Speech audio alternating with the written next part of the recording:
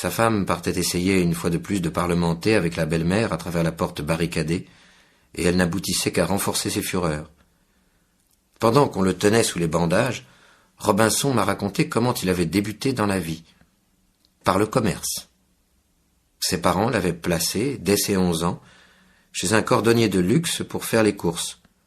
Un jour qu'il effectuait une livraison, une cliente l'avait invité à prendre un plaisir dont il n'avait eu jusque-là que l'imagination. Il n'était jamais retourné chez ce patron, tellement sa propre conduite lui avait paru abominable. Baiser une cliente, en effet, au temps dont il parlait, c'était encore un acte impardonnable. La chemise de cette cliente, surtout, tout mousseline, lui avait produit un extraordinaire effet. 30 années plus tard, il s'en souvenait encore exactement de cette chemise-là. La dame froufrouteuse dans son appartement comblé de coussins et de portières à franges, cette chair rose et parfumée, le petit Robinson en avait rapporté dans sa vie les éléments d'interminables comparaisons désespérées. Bien des choses s'étaient pourtant passées par la suite. Il en avait vu des continents, des guerres entières, mais jamais il ne s'était bien relevé de cette révélation. Ça l'amusait cependant d'y repenser, de me raconter cette espèce de minute de jeunesse qu'il avait eue avec la cliente. D'avoir les yeux comme ça fermés, ça fait penser, qu'il notait, ça défile. On dirait qu'on a un cinéma dans le citron. Je n'osais pas encore lui dire qu'il aurait le temps d'en être fatigué de son petit cinéma. Comme toutes les pensées conduisent à la mort, il arriverait un certain moment où il ne verrait plus qu'elle avec lui dans son cinéma. Tout à côté du pavillon des Henrouilles besognait à présent une petite usine avec un gros moteur dedans. On en tremblait dans leur pavillon du matin au soir, et puis d'autres fabriques encore un peu plus loin, qui pilonnaient sans arrêt, des choses qui n'en finissaient pas, même pendant la nuit. Quand elle tombera, la bicoque, on n'y sera plus. Que plaisantait Henrouille à ce propos, un peu inquiet quand même. Elle finira bien par tomber. C'était vrai que le plafond s'égrenait déjà sur le plancher en menu cravat. Un architecte avait eu beau les rassurer, dès qu'on s'arrêtait pour entendre les choses du monde, on se sentait chez eux comme dans un bateau, une espèce de bateau qui irait d'une crainte à l'autre. Des passagers renfermés, et qui passaient longtemps à faire des projets plus tristes encore que la vie, et des économies aussi, et puis à se méfier de la lumière et aussi de la nuit. Henrouille montait dans la chambre après le déjeuner pour faire un peu de lecture à Robinson, comme je le lui avais demandé. Les jours passaient. L'histoire de cette merveilleuse cliente qu'il avait possédée au temps de son apprentissage, il la racontait aussi à Henrouille, et elle finit par constituer une manière de rigolade générale, l'histoire, pour tout le monde dans la maison. Ainsi finissent nos secrets dès qu'on les porte à l'air et en public. Il n'y a de terrible en nous et sur la terre et dans le ciel peut-être que ce qui n'a pas encore été dit. On ne sera tranquille que lorsque tout aura été dit, une bonne fois pour toutes. Alors enfin on fera silence, et on n'aura plus peur de se taire. Ça y sera. Pendant les quelques semaines que dura encore la suppuration des paupières, il me fut possible de l'entretenir avec des balivernes à propos de ses yeux et de l'avenir. Tantôt on prétendait que la fenêtre était fermée, alors qu'elle était grande ouverte, tantôt qu'il faisait très sombre dehors. Un jour cependant, pendant que j'avais le dos tourné, il est allé jusqu'à la croisée lui-même pour se rendre compte, et avant que j'aie pu l'en empêcher, il avait écarté les bandeaux de dessus ses yeux. Il a hésité un bon moment. Il touchait à droite et puis à gauche les montants de la fenêtre. Il voulait pas y croire d'abord. Et puis tout de même, il a bien fallu qu'il y croie. Il fallait bien. « Bardamu !» qu'il a hurlé alors après moi. « Bardamu ! Elle est ouverte. Elle est ouverte à la fenêtre que je te dis. » Je ne savais pas quoi lui répondre, moi j'en restais imbécile devant. Il tenait ses deux bras en plein dans la fenêtre, dans l'air frais. Il ne voyait rien, évidemment, mais il sentait l'air. Il les allongeait alors, ses bras, comme ça, dans son noir, tant qu'il pouvait, comme pour toucher le bout. Il voulait pas y croire. Du noir, tout à lui.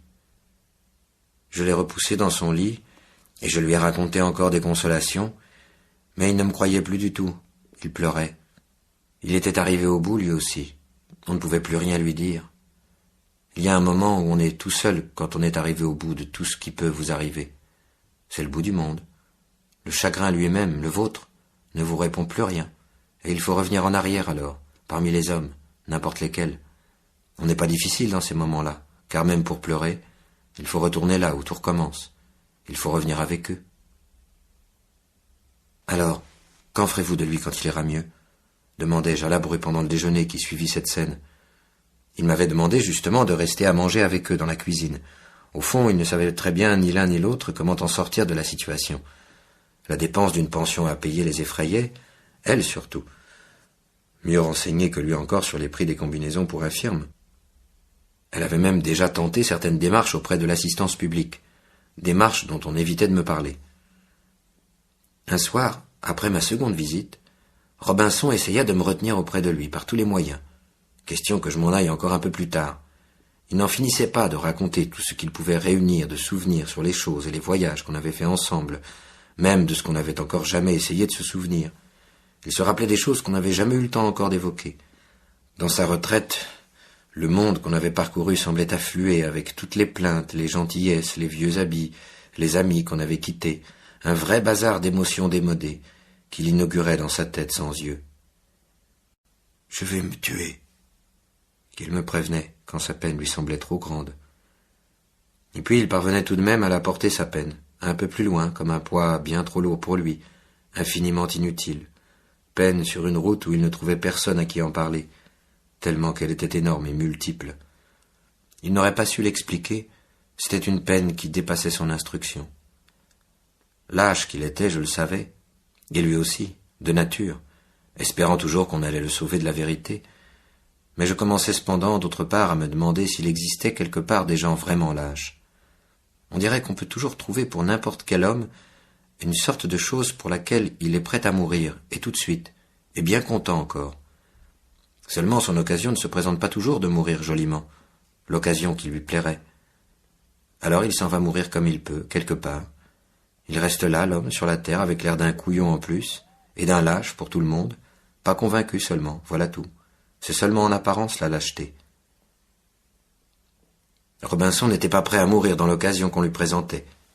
Peut-être que présenté autrement, ça lui aurait beaucoup plu. En somme, la mort, c'est un peu comme un mariage. Cette mort-là, elle ne lui plaisait pas du tout. Et puis voilà, rien à dire. Il faudrait alors qu'il se résigne à accepter son croupissement et sa détresse. Mais pour le moment, il était encore tout occupé, tout passionné à s'en barbouiller l'âme d'une façon dégoûtante de son malheur et de sa détresse. Plus tard, il mettrait de l'ordre dans son malheur, et alors une vraie vie nouvelle recommencerait. Faudrait bien. « Tu me croiras si tu voudras », me rappelait-il, en ravaudant des bouts de souvenirs le soir, comme ça, après dîner. « Mais, tu sais, en anglais, bien que j'ai jamais eu de disposition fameuse pour les langues, j'étais arrivé à pouvoir tout de même tenir une petite conversation sur la fin, à Détroit. Eh bien maintenant, j'ai presque tout oublié. Tout, sauf une seule phrase. 2 mots, qui me reviennent tout le temps depuis que ça m'est arrivé aux yeux. Gentleman first. C'est presque tout ce que je peux dire à présent d'anglais. Je sais pas pourquoi. C'est facile à se souvenir, c'est vrai. Gentleman first. Et pour essayer de lui changer les idées, on s'amusait à reparler anglais ensemble. On répétait alors, mais souvent « gentleman first », à propos de tout et de rien, comme des idiots. Une plaisanterie pour nous seulement. On a fini par l'apprendre à Enrouille lui-même, qui montait un peu pour nous surveiller. En remuant les souvenirs, on se demandait ce qui pouvait bien exister encore de tout ça, qu'on avait connu ensemble. On se demandait ce qu'elle avait pu devenir, Molly, notre gentille Molly. Lola, elle, je voulais bien l'oublier, mais après tout, j'aurais bien aimé avoir des nouvelles de toutes quand même, de la petite Musine aussi, tant qu'à faire, qui ne devait pas demeurer bien loin dans Paris à présent, à côté, en somme.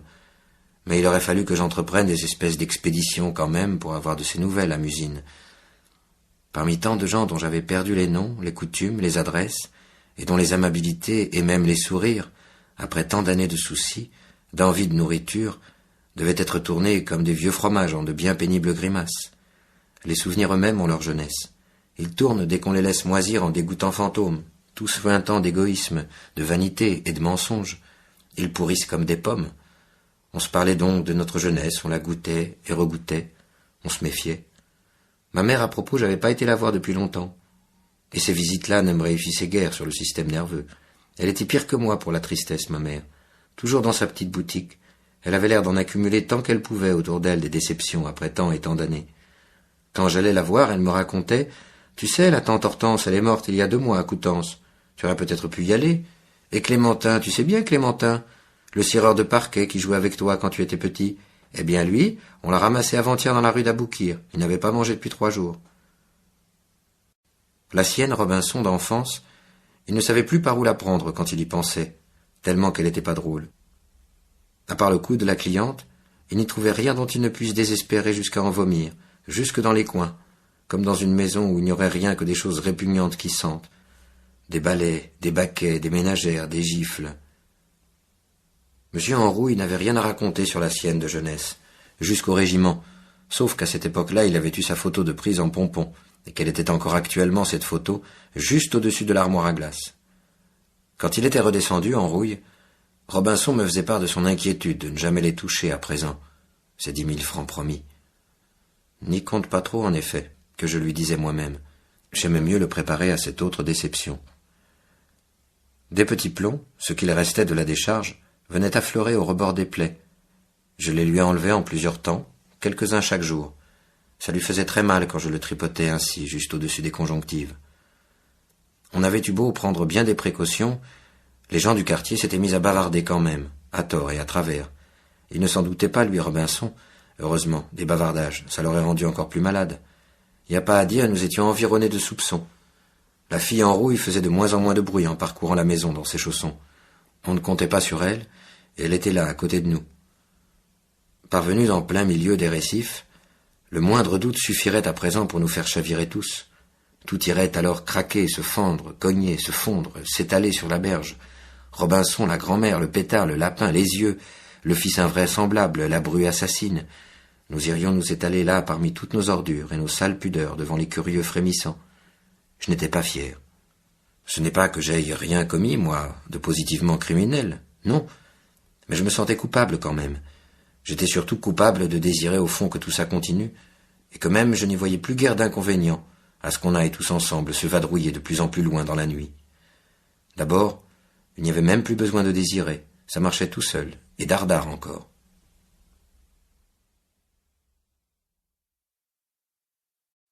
Les riches n'ont pas besoin de tuer eux-mêmes pour bouffer. Ils les font travailler, les gens, comme ils disent. Ils ne font pas le mal eux-mêmes, les riches. Ils payent. On fait tout pour leur plaire et tout le monde est bien content. Pendant que leurs femmes sont belles, celles des pauvres sont vilaines. C'est un résultat qui vient des siècles, toilettes mises à part. Belles mignonnes, bien nourries, bien lavées. Depuis qu'elle dure, la vie n'est arrivée qu'à ça. Quant au reste, on a beau se donner du mal, on glisse, on dérape, on retombe dans l'alcool qui conserve les vivants et les morts, on n'arrive à rien. C'est bien prouvé. Et depuis tant de siècles qu'on peut regarder nos animaux naître, peiner et crever devant nous, sans qu'il leur soit arrivé à eux non plus jamais rien d'extraordinaire que de reprendre sans cesse la même insipide faillite où tant d'autres animaux l'avaient laissée. Nous aurions pourtant dû comprendre ce qui se passait. Des vagues incessantes d'êtres inutiles viennent du fond des âges mourir tout le temps devant nous, et cependant on reste là, à espérer des choses, même pas bon à penser la mort qu'on est. Les femmes des riches, bien nourries, bien menties, bien reposées, elles, deviennent jolies. Ça c'est vrai. Après tout ça suffit peut-être, on ne sait pas. Ça serait au moins une raison pour exister. Les femmes en Amérique, tu trouves pas qu'elles étaient plus belles que celles d'ici? Il me demandait des choses comme ça depuis qu'il ruminait les souvenirs des voyages, Robinson. Il avait des curiosités. Il se mettait même à parler des femmes. J'allais maintenant le voir un peu moins souvent parce que c'est vers cette même époque que j'ai été nommé à la consultation d'un petit dispensaire pour les tuberculeux du voisinage. Il faut appeler les choses par leur nom, ça me rapportait 800 francs par mois. Comme malade, c'était plutôt des gens de la zone que j'avais, de cette espèce de village qui n'arrive jamais à se dégager tout à fait de la boue, coincé dans les ordures et bordé de sentiers, où les petites filles trop éveillées et morveuses, le long des palissades, fuient l'école pour attraper d'un satyre à l'autre 20 sous, des frites et la bénorragie. Pays de cinéma d'avant-garde où les linges sales empoisonnent les arbres et toutes les salades ruissellent d'urine les samedis soirs. Dans mon domaine, je n'accomplis au cours de ces quelques mois de pratique spécialisée aucun miracle. Il en était pourtant grand besoin de miracles. Mais mes clients n'y tenaient pas à ce que j'accomplisse des miracles. ils comptaient au contraire sur leur tuberculose pour se faire passer de l'état de misère absolue où ils étouffaient depuis toujours à l'état de misère relative que confèrent les pensions gouvernementales minuscules. Ils traînaient leurs crachats plus ou moins positifs de réforme en réforme depuis la guerre. Ils maigrissaient à force de fièvre soutenue par le manger peu, le vomir beaucoup, l'énormément de vin, et le travailler quand même, 1 jour sur 3, à vrai dire. L'espoir de la pension les possédait corps et âme. Elle leur viendrait un jour, comme la grâce, la pension, pourvu qu'ils aient la force d'attendre un peu encore avant de crever tout à fait. On ne sait pas ce que c'est que de revenir et d'attendre quelque chose, tant qu'on n'a pas observé ce que peuvent attendre et revenir les pauvres qui espèrent une pension. Ils y passaient des après-midi et des semaines entières à espérer, dans l'entrée et sur le seuil de mon dispensaire miteux, tant qu'il pleuvait dehors, et à remuer leurs espérances de pourcentage, leurs envies de crachats franchement bacillaires, de vrais crachats, des 100% tuberculeux crachats. La guérison ne venait que bien après la pension dans leurs espérances. Ils y pensaient aussi certes à la guérison, mais à peine, tellement que l'envie d'être rentier, un tout petit peu rentier, dans n'importe quelle condition, les éblouissait totalement. Il ne pouvait plus exister en eux, outre ce désir intransigeant, ultime, que de petites envies subalternes, et leur mort même en devenait, par comparaison, quelque chose d'assez accessoire, un risque sportif tout au plus. La mort n'est après tout qu'une question de quelques heures, de minutes même, tandis qu'une rente, c'est comme la misère, ça dure toute la vie. Les gens riches sont soûls dans un autre genre, et ne peuvent arriver à comprendre ces frénésies de sécurité. Être riche, c'est une autre ivresse, c'est oublier. C'est même pour ça qu'on devient riche, pour oublier. J'avais peu à peu perdu la mauvaise habitude de leur promettre la santé à mes malades. Ça ne pouvait pas leur faire très plaisir, la perspective d'être bien portant. Ce n'est après tout qu'un pis-aller d'être bien portant. Ça sert à travailler le bien portant, et puis après. Tandis qu'une pension de l'État, même infime, ça c'est divin, purement et simplement. Quand on n'a pas d'argent à offrir aux pauvres, il vaut mieux se taire. Quand on leur parle d'autre chose que d'argent, on les trompe, on ment, presque toujours. Les riches, c'est facile à amuser, rien qu'avec des glaces par exemple, pour qu'ils s'y contemplent, puisqu'il n'y a rien de mieux au monde à regarder que les riches. Pour les ravigoter, on les remonte les riches à chaque 10 ans d'un cran dans la Légion d'honneur, comme un vieux nichon, et les voilà occupés pendant 10 ans encore. C'est tout. Mes clients, eux, c'étaient des égoïstes, des pauvres, matérialistes tout rétrécis dans leur sale projet de retraite, par le crachat sanglant et positif. Le reste leur était bien égal, même les saisons qui leur étaient égales. Ils ne ressentaient des saisons et n'en voulaient connaître que ce qui se rapporte à la toux et à la maladie, qu'en hiver, par exemple, on s'enrhume bien davantage qu'en été, mais qu'on crache par contre facilement du sang au printemps, et que pendant les chaleurs, on peut arriver à perdre 3 kilos par semaine. Quelquefois je les entendais se parler entre eux, alors qu'ils me croyaient ailleurs, attendant leur tour. Ils racontaient sur mon compte des horreurs à n'en plus finir et des mensonges à s'en faire sauter l'imagination. Ça devait les encourager de me débiner de la sorte, dans je ne sais quel courage mystérieux qui leur était nécessaire pour être de plus en plus impitoyable, résistant et bien méchant, pour durer, pour tenir. À dire du mal ainsi, médire, mépriser, menacer, ça leur faisait du bien, faut croire. Pourtant j'avais fait mon possible, moi, pour leur être agréable, par tous les moyens. J'épousais leur cause, et j'essayais de leur être utile, je leur donnais beaucoup d'iodure, pour tâcher de leur faire cracher leur sale bacille, et tout cela cependant sans arriver jamais à neutraliser leur vacherie. Ils restaient là, devant moi, souriant comme des domestiques, quand je les questionnais, mais ils ne m'aimaient pas. D'abord parce que je leur faisais du bien, ensuite parce que je n'étais pas riche, et que d'être soigné par moi, ça voulait dire qu'on était soigné gratuitement, et que cela n'est jamais flatteur pour un malade, même en instance de pension. Par derrière, il n'y avait donc pas de saloperie qu'ils n'eussent propagée sur mon compte.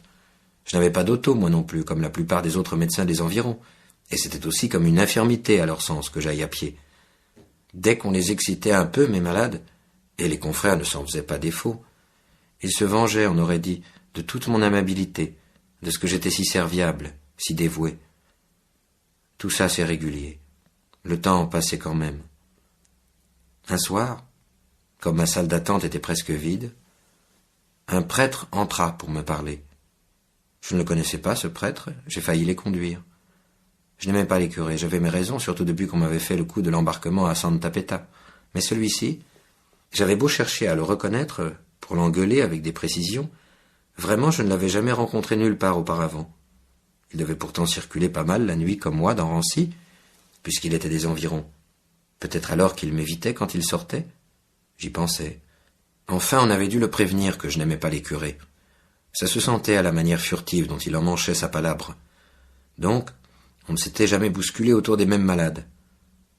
Il desservait une église là, à côté, depuis 20 ans, m'apprit-il. Des fidèles, il en avait des masses, mais pas beaucoup qu'il payait. Plutôt un mendigo, en somme. Ceci nous rapprochait. La soutane qui le couvrait me parut être une draperie bien mal commode, pour déambuler comme dans la bouillabaisse des zones. Je le lui fis remarquer. J'insistais même sur l'incommodité extravagante d'un pareil attirail. On s'y habitue, qu'il me répondit. L'impertinence de ma remarque ne le dégoûta point d'être plus aimable encore. Il avait évidemment quelque chose à me demander. Sa voix ne s'élevait guère au-dessus d'une certaine monotonie confidente, qui lui venait, je l'imaginais du moins, de sa profession. Pendant qu'il parlait, prudent et préliminaire, j'essayais de me représenter tout ce qu'il exécutait chaque jour, ce curé, pour gagner ses calories, des tas de grimaces et des promesses encore, dans le genre des miennes. Et puis je me l'imaginais, pour m'amuser, tout nu devant son autel. C'est ainsi qu'il faut s'habituer à transposer dès le premier abord les hommes qui viennent vous rendre visite. On les comprend bien plus vite après ça. On discerne tout de suite dans n'importe quel personnage sa réalité d'énorme et d'avide asticot. C'est un bon truc d'imagination. Son sale prestige se dissipe, s'évapore, tout nu. Il ne reste plus devant vous, en somme, qu'une pauvre besace prétentieuse et vantarde, qui s'évertue à bafouiller futilement dans un genre ou dans un autre. Rien ne résiste à cette épreuve. On s'y retrouve instantanément. Il ne reste plus que les idées, et les idées ne font jamais peur. Avec elles, rien n'est perdu, tout s'arrange, tandis que c'est parfois difficile à supporter le prestige d'un homme habillé. Il garde des sales odeurs et des mystères plein ses habits. Il avait des dents bien mauvaises, l'abbé, rancies, brunies, et haut cerclées de tartres verdâtres, une belle piorée alvéolaire en somme. J'allais lui en parler de sa piorée, mais il était trop occupé à me raconter des choses. Elle n'arrêtait pas de venir juter les choses qu'il me racontait, contre ses chicots, sous les poussées d'une langue dont j'épiais tous les mouvements. À maints minuscules endroits, écorchait sa langue, sur ses rebords saignants. J'avais l'habitude, et même le goût, de ces méticuleuses observations intimes. Quand on s'arrête à la façon, par exemple, dont sont formés et proférés les mots, elles ne résistent guère, nos phrases, au désastre de leur décor baveux. C'est plus compliqué et plus pénible que la défécation, notre effort mécanique de la conversation. Cette corolle de chair bouffie, la bouche, qui se convulse à siffler, aspire et se démène, pousse toutes espèces de sons visqueux à travers le barrage puant de la carie dentaire. Quelle punition! Voilà pourtant ce qu'on nous adjure de transposer en idéal. C'est difficile. Puisque nous sommes que des enclos de tripes tièdes et mal pourries, nous aurons toujours du mal avec le sentiment. Amoureux, ce n'est rien, c'est tenir ensemble qui est difficile. L'ordure, elle, ne cherche ni à durer, ni à croître. Ici, sur ce point, nous sommes bien plus malheureux que la merde. Cet enragement à persévérer dans notre état constitue l'incroyable torture. Décidément, nous n'adorons rien de plus divin que notre odeur. Tout notre malheur vient de ce qu'il nous faut demeurer Jean, Pierre ou Gaston coûte que coûte pendant toutes sortes d'années. Ce corps à nous, travesti de molécules agitées et banales, tout le temps se révolte contre cette farce atroce de durée. Elles veulent aller se perdre, nos molécules, au plus vite, parmi l'univers, ces mignonnes. Elles souffrent d'être seulement nous, cocus d'infini. On éclaterait si on avait du courage, on faille seulement d'un jour à l'autre. Notre torture chérie est enfermée là, atomique, dans notre peau même, avec notre orgueil. Comme je me taisais, consterné par l'évocation de ces ignominies biologiques, l'abbé crut qu'il me possédait, et en profita même pour devenir à mon égard tout à fait bienveillant, et même familier. Évidemment, il s'était renseigné sur mon compte au préalable.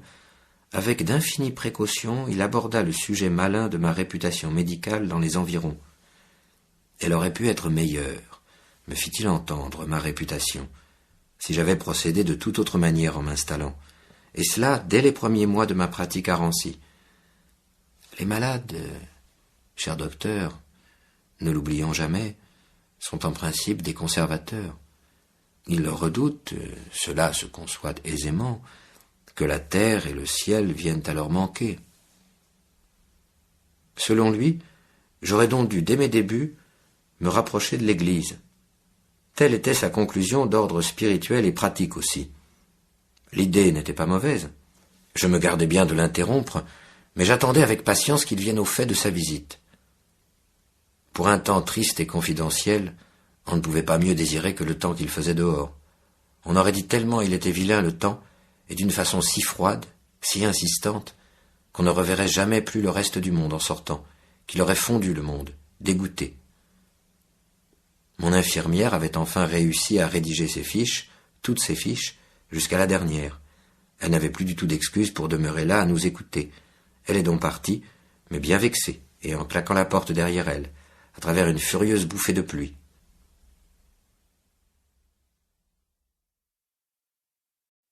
Au cours de cet entretien, ce curé se nomma l'abbé Protiste, qu'il s'appelait. Il m'apprit de réticence en réticence qu'il effectuait depuis un certain temps déjà des démarches avec la fille en rouille, en vue de caser sa vieille et Robinson, tous les deux ensemble, dans une communauté religieuse, une pas coûteuse. Il cherchait encore. En le regardant bien, il aurait pu passer à la rigueur l'abbé Protiste pour une manière d'employé d'étalage, comme les autres, peut-être même pour un chef de rayon, mouillé, verdâtre et resséché 100 fois. Il était véritablement plébéien par l'humilité de ses insinuations, par l'haleine aussi. Je ne m'y trompais guère dans les haleines. C'était un homme qui mangeait trop vite et qui buvait du vin blanc. La belle fille en rouille, me racontait-il, pour le début, était venue le trouver au presbytère même, peu de temps après l'attentat pour qu'il les tire du salpêtrin où il venait de se fourrer. Il me paraissait, en racontant ça, chercher des excuses, des explications. Il avait comme honte de cette collaboration. C'était vraiment pas la peine pour moi de faire des manières, on comprend les choses. Il venait nous retrouver dans la nuit, voilà tout. Tant pis pour lui d'ailleurs, le curé. Une espèce de sale audace s'était emparée de lui aussi, peu à peu, avec l'argent. Tant pis. Comme tout mon dispensaire était en plein silence et que la nuit se refermait sur la zone, il baissa alors tout à fait le ton pour bien me faire ses confidences, rien qu'à moi. Mais tout de même, il avait beau chuchoter, tout ce qu'il me racontait me paraissait malgré tout immense, insupportable, à cause du calme sans doute autour de nous, et comme rempli d'écho. En moi seul, peut-être? Chut! Avais-je envie de lui souffler tout le temps, dans l'intervalle des mots qu'il prononçait. De peur, je tremblais même un peu des lèvres, et au bout des phrases, on s'arrêtait de penser. Maintenant qu'il nous avait rejoints dans notre angoisse, il ne savait plus trop comment faire, le curé, pour avancer à la suite de nous 4 dans le noir, un petit groupe. Il voulait savoir combien qu'on était déjà dans l'aventure, ou que c'était que nous allions, pour pouvoir lui aussi tenir la main des nouveaux amis vers cette fin qu'il nous faudrait bien atteindre tous ensemble, ou jamais. On était maintenant du même voyage. Il apprendrait à marcher dans la nuit, le curé, comme nous, comme les autres. Il butait encore. Il me demandait comment il devait s'y prendre pour ne pas tomber. Il n'avait qu'à pas venir s'il avait peur. On arriverait au bout ensemble, et alors on saurait ce qu'on était venu chercher dans l'aventure. La vie, c'est ça. Un bout de lumière qui finit dans la nuit. Et puis peut-être qu'on ne saurait jamais, qu'on trouverait rien. C'est ça, la mort. Le tout, pour le moment, c'était d'avancer bien à tâtons. Où nous en étions, d'ailleurs, on ne pouvait plus reculer. Il n'y avait pas à choisir. Leur sale justice avec des lois était partout, au coin de chaque couloir. La fille en rouille tenait la main de la vieille, et son fils et moi la leur. Et Robinson aussi. On était ensemble, c'est ça. Je lui expliquai tout ça tout de suite au curé. Et il a compris. Qu'on le veuille ou non, où on se trouvait à présent, il ne ferait pas bon se faire surprendre et mettre au jour par les passants, que je lui disais aussi au curé. Et j'insistais bien là-dessus. Si on rencontrait quelqu'un, faudrait avoir l'air de se promener, mine de rien. C'était la consigne, rester bien naturel. Le curé, donc, à présent, il savait tout, il comprenait tout. Il me serrait fort la main à son tour. Il avait très peur, forcément, lui aussi. Les débuts. Il hésitait, il bafouillait même comme un innocent. Plus de route, ni de lumière là où nous en étions. Rien que des espèces de prudence à la place, et qu'on se repassait, et auxquelles on ne croyait pas beaucoup non plus. Les mots qu'on se raconte pour se rassurer dans ces cas-là ne sont recueillis par rien. L'écho ne renvoie rien. On est sorti de la société. La peur ne dit ni oui ni non. Elle prend tout ce qu'on dit, la peur, tout ce qu'on pense, tout. Ça ne sert pas même d'écarquiller les yeux dans le noir dans ces cas-là. C'est de l'horreur de perdu, et puis voilà tout. Elle a tout pris la nuit, et les regards eux-mêmes. On est vidé par elle. Faut se tenir quand même par la main, on tomberait. Les gens du jour ne vous comprennent plus. On est séparés d'eux par toute la peur, et on en reste écrasé jusqu'au moment où ça finit d'une façon ou d'une autre, et alors on peut enfin les rejoindre, ces salauds de tout un monde, dans la mort ou dans la vie. » L'abbé n'avait qu'à nous aider pour le moment, et à se grouiller d'apprendre, c'était son boulot. Et puis d'ailleurs, il était venu rien que pour ça. S'évertuer au placement de la mère en rouille pour commencer, et d'Ardard, et de Robinson aussi, en même temps, chez les sœurs en province. Elle lui semblait possible, à moi d'ailleurs aussi, cette combinaison. Seulement, il aurait fallu attendre des mois une place vacante, et on n'en pouvait plus, nous, d'attendre. Assez. La Bru avait bien raison, le plus tôt serait le mieux. Qu'il s'en aille, qu'on s'en débarrasse. Alors Protiste tâtait d'un autre arrangement. Celui-ci, j'en convins tout de suite, paraissait joliment ingénieux. Et puis d'abord, il comportait une commission pour tous les deux, le curé et moi. L'arrangement devait se conclure presque sans délai, et je devais y jouer mon petit rôle, celui qui consistait à décider Robinson à partir pour le midi, à le conseiller en sorte, et d'une manière tout amicale bien entendu, mais pressante quand même. Ne connaissant pas le fond ni l'envers de la combinaison dont il parlait, le curé, j'aurais peut-être dû faire mes réserves, ménager pour mon ami quelques garanties par exemple, car après tout, c'était, en y réfléchissant bien, une drôle de combinaison qui nous soumettait l'abbé Protiste. Mais nous étions tous si pressés par les circonstances que l'essentiel, c'était que ça ne traîne pas. Je promis tout ce qu'on désirait, mon appui et le secret. Ce Protiste semblait avoir tout à fait l'habitude des circonstances délicates de ce genre, et je sentais qu'il allait me faciliter bien des choses. Par où commencer d'abord? Il y avait à organiser un départ discret pour le midi. Qu'en penserait-il, Robinson, du midi? Et puis le départ avec la vieille, en plus, qu'il avait bien failli assassiner. J'insisterai. Voilà tout. Il fallait qu'il y passe, et pour toutes espèces de raisons, pas très bonnes toutes, mais solides, toutes. Pour un drôle de métier, c'en était un qu'on leur avait trouvé à faire à Robinson, et à la vieille, dans le midi. À Toulouse que ça se trouvait. Une belle ville, Toulouse. On la verrait d'ailleurs, la ville. On irait les voir là-bas. C'était promis que j'irais à Toulouse, dès qu'ils y seraient installés, dans leur maison, et dans leur boulot et tout. Et puis, en réfléchissant, ça m'ennuyait un peu qu'ils partent si tôt là-bas, Robinson. Et puis, en même temps, ça me faisait beaucoup de plaisir, parce que, pour une fois, j'y trouvais un vrai petit bénéfice. On me donnerait 1000 francs, convenu aussi. J'avais qu'à exciter Robinson sur le midi, en lui assurant qu'il n'y avait pas climat meilleur pour les blessures de ses yeux, qu'il serait là-bas on ne peut mieux, et qu'en somme, il avait bien de la veine de s'en tirer à si bon compte. C'était le moyen de le décider. Après 5 minutes de rumination de ce genre, j'étais bien imbibé moi-même de conviction et fin préparé pour une entrevue décisive. Faut battre le fer quand il est chaud, c'est mon avis. Après tout, il ne serait pas plus mal là-bas qu'ici. L'idée qu'avait eue ce Protiste paraissait, en la reméditant, décidément, bien raisonnable. Ces curés, ils savent tout de même vous éteindre les pires scandales. Un commerce pas plus méchant qu'un autre, voilà ce qu'on leur offrait à Robinson et à la vieille en définitive. Une espèce de cave à momies que c'était, si je comprenais bien. On la faisait visiter, la cave, au-dessous d'une église, moyennant au bol. Des touristes. Et une véritable affaire, qu'il m'assurait Protiste. J'en étais presque persuadé, et aussitôt un peu jaloux. C'est pas tous les jours qu'on peut faire travailler les morts. J'ai bouclé le dispensaire, et nous voilà en route pour les Henrouilles, bien décidés, tous les deux, avec le curé, à travers les fondrières. Pour du nouveau, c'était du nouveau. 1000 francs d'espérance. J'avais changé d'avis sur le curé. En arrivant au pavillon, nous trouvâmes les époux Henrouille auprès de Robinson dans la chambre du premier. Mais alors Robinson, dans quel état? « C'est toi » qu'il me fait à bout d'émotion, aussitôt qu'il m'entend monter. « Je sens qu'il va se passer quelque chose. C'est-il vrai » qu'il me demande, haletant. Et le revoilà tout larmoyant, avant même que j'aie pu répondre un seul mot. Les autres, les Henrouille, me font des signes pendant qu'il appelle à son secours. Un beau pétrin que je me dis, moi. Trop pressés les autres, toujours trop pressés. Ils lui ont cassé le morceau à froid comme ça, sans préparation, sans m'attendre. Heureusement, j'ai pu reprendre, pour ainsi dire, toute l'affaire avec d'autres mots. Il n'en demandait pas davantage, Robinson, lui non plus. Un nouvel aspect des mêmes choses, ça suffisait. Le curé, dans le couloir, n'osait pas rentrer dans la chambre. Il en zigzaguait de frousse. « Entrez !» qu'elle l'invitait pourtant la fille, finalement. « Entrez donc, vous n'êtes pas trop du tout, monsieur l'abbé. Vous surprenez une pauvre famille dans le malheur, voilà tout. Le médecin et le prêtre, n'est-ce pas ainsi toujours dans les moments douloureux de la vie ?» Elle était en train de faire des phrases. C'étaient des nouvelles espérances d'en sortir de la mouscaille et de la nuit qui la rendaient lyrique, la vache, à sa sale manière. Le curé désemparé avait perdu tous ses moyens, et se remit à bafouiller tout en demeurant à une certaine distance du malade. Son bafouillis ému se communique alors à Robinson, qui repart en transe. « Ils me trompent tous !»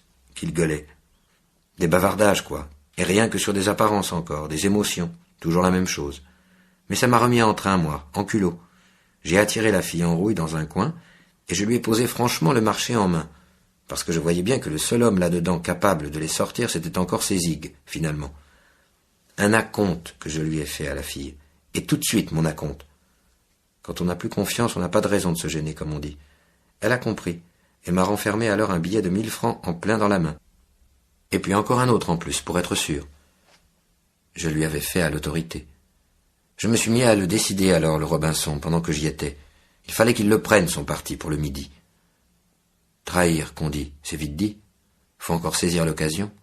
C'est comme d'ouvrir une fenêtre dans une prison, trahir. Tout le monde en a envie, mais c'est rare qu'on puisse.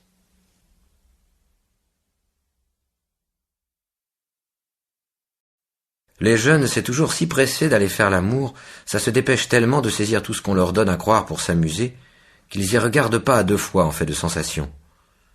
C'est un peu comme ces voyageurs qui vont bouffer tout ce qu'on leur passe au buffet, entre deux coups de sifflet.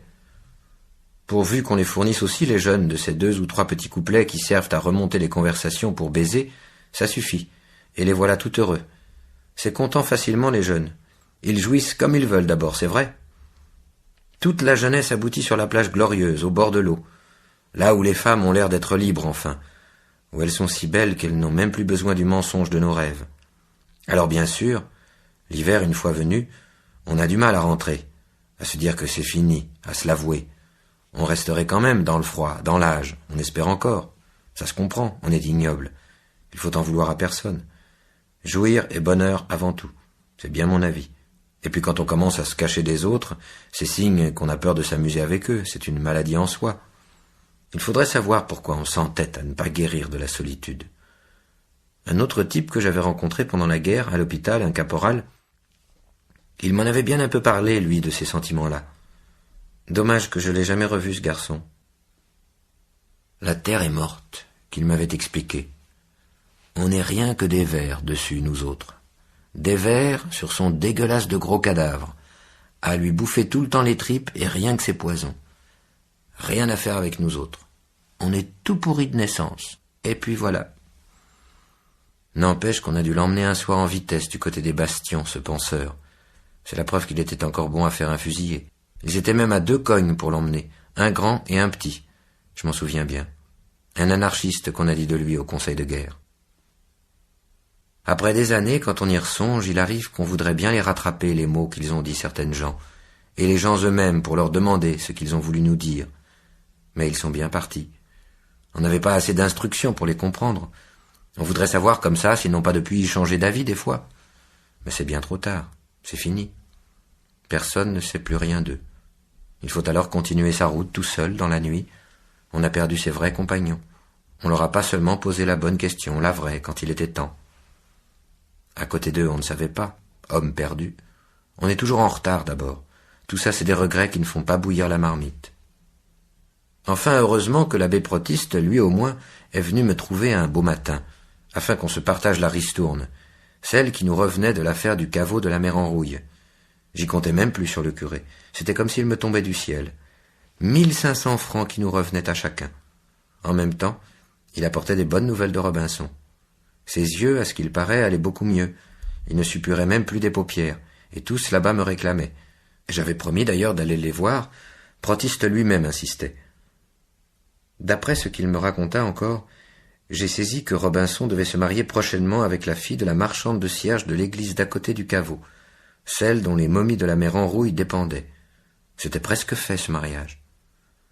Forcément, tout cela nous amena à parler un peu du décès de M. Enrouille, mais sans insister, et la conversation revint plus agréablement sur l'avenir de Robinson, et puis sur cette ville même de Toulouse, que je ne connaissais pas du tout, et dont Grappa m'avait parlé autrefois, et puis sur l'espèce de commerce qu'ils faisaient là-bas tous les deux, avec la vieille, et enfin sur la jeune fille qu'il allait épouser, Robinson. Un peu sur tous les sujets, en somme, et à propos de tout, nous bavardâmes. 1500 francs. Ça me